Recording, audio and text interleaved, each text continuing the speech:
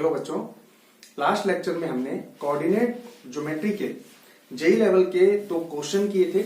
JEE Main 2013 and JEE Main 2016।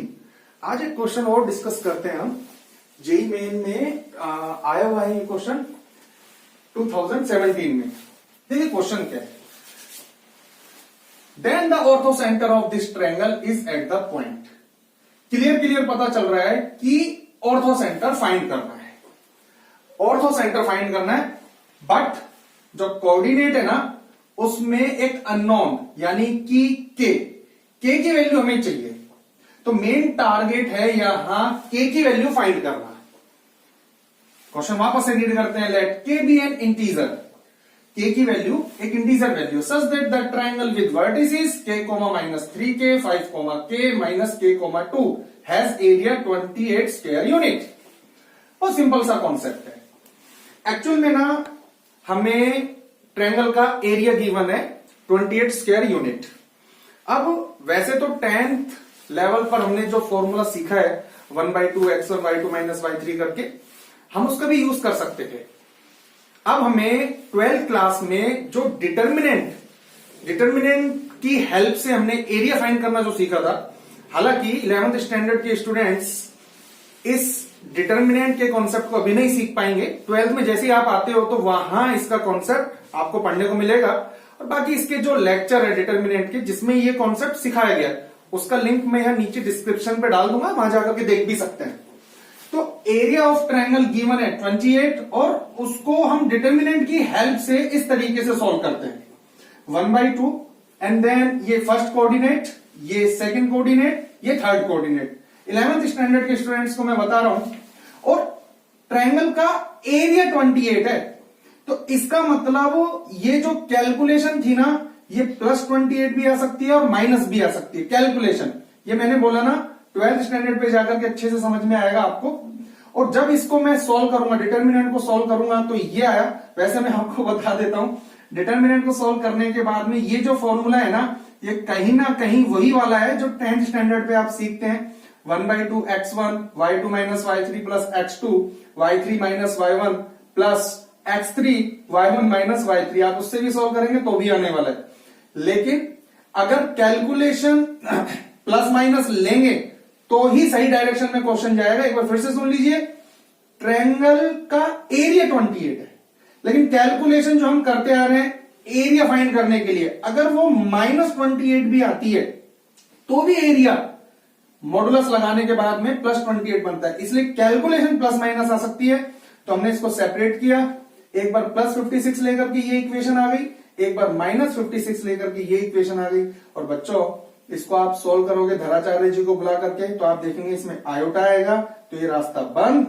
इसको solve करेंगे के की 2 वैल्यू आएगी, जिसमें से के इंटीजर वैल्यू है, तो ये कैंसिल, के की वैल्यू 2। एक बार फिर से, यहां पर ट्रायंगल का एरिया गिवन था 28, हमने फॉर्मूला अप्लाई किया, प्लस माइनस लगता है, हम 12th स्टैंडर्ड में सीखते हैं। और जिस लेक्चर में ये कॉन्सेप्ट मैंने बताया है उसका लिंक मैंने डिस्क्रिप्शन में डाला हुआ है, आप जाकर के देख सकते हैं। एंड देन इसको सोल्व किया। सोल्व करने के बाद 2 इक्वेशन, ये वैल्यू आयोटा में देती है, ये रास्ता बंद। यहां से 2 वैल्यू, हमें इंटीजर चाहिए, के की वैल्यू फाइनल, यहां डाला कोऑर्डिनेट ए, कोऑर्डिनेट बी, कोऑर्डिनेट सी। और मुझे नहीं लगता कि अब मुझे आगे बताने की जरूरत है कि ऑर्थो सेंटर कैसे फाइंड होता है, राइट? लास्ट लेक्चर में क्लास सेकंड, क्लास थर्ड, इनमें मैंने बताया हुआ है कि इसके एडी की इक्वेशन, बीई की इक्वेशन कैलकुलेट कर लीजिए, इंटरसेक्टिंग पॉइंट ऑर्थो सेंटर होगा। ठीक है बच्चों, इंटरसेक्टिंग पॉइंट।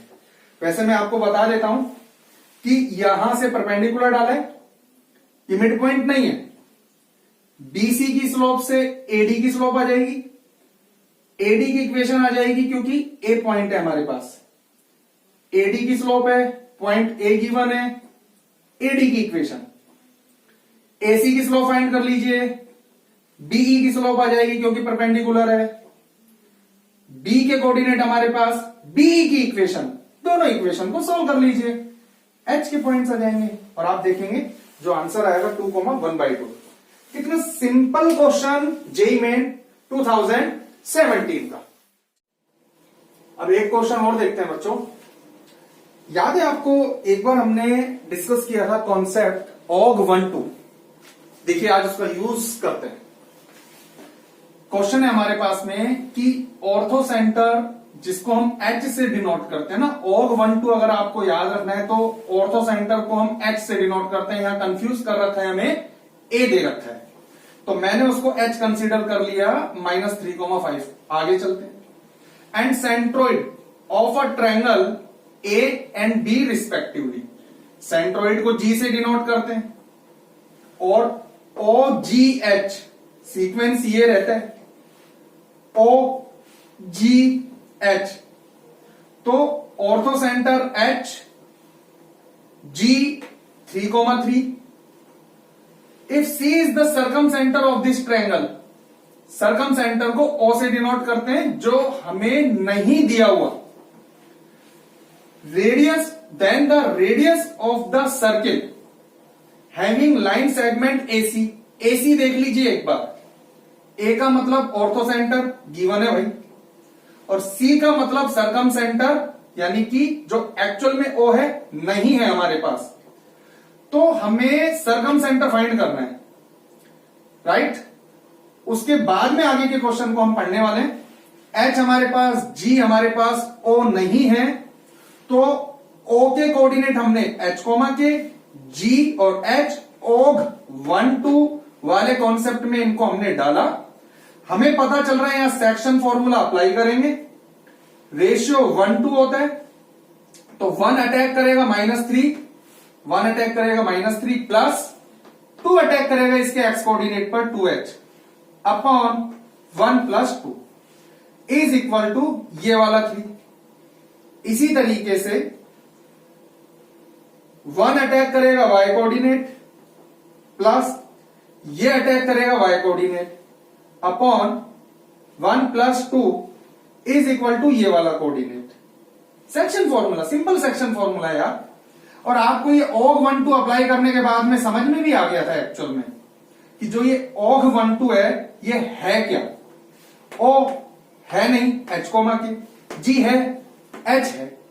ये आपने यहां से कैलकुलेट यानी यहां से डायरेक्ट लेना, ड्राइव करना है। 1:2 रेशियो हमें पता ही होता है, तो सेक्शन फॉर्मूला लगा करके मैं H और K की वैल्यू निकाल लेनी है। अब यार सोचो, H की वैल्यू 6, K की वैल्यू 2, O आ गया। अब आगे वो क्या कह रहा है, AC। AC का मतलब A है ऑर्थो सेंटर यानी कि H, C है सर्कम सेंटर यानी कि O। H से लेके O की डिस्टेंस फाइंड कर लो आप। H O कितना आया है 6,2। समझ गए मेरी बात। तो इसको जब आप फाइंड करोगे ना तो ये आया 9 का स्क्वायर प्लस 2 -3 का स्क्वायर। ठीक है, तो ये आ गया 90 यानी कि 3√10। तो कह रहे then the radius of the circle having line segment AC as a diameter. तो AC तो डायमीटर है, तो जो रेडियस होती है डायमीटर की हाफ होती है, तो /2। देखो भाई क्या आंसर है।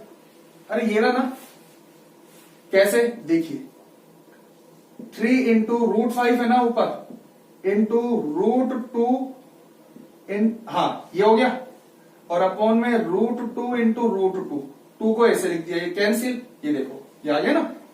तो option D is the right answer. तो देखा बच्चों आपने, बस कुछ ही छोटे छोटे कॉन्सेप्ट का यूज करते हुए कैसे हम जेई के बस जस्ट प्रीवियस ईयर में आए हुए क्वेश्चंस को सॉल्व कर लेते हैं बहुत इजीली।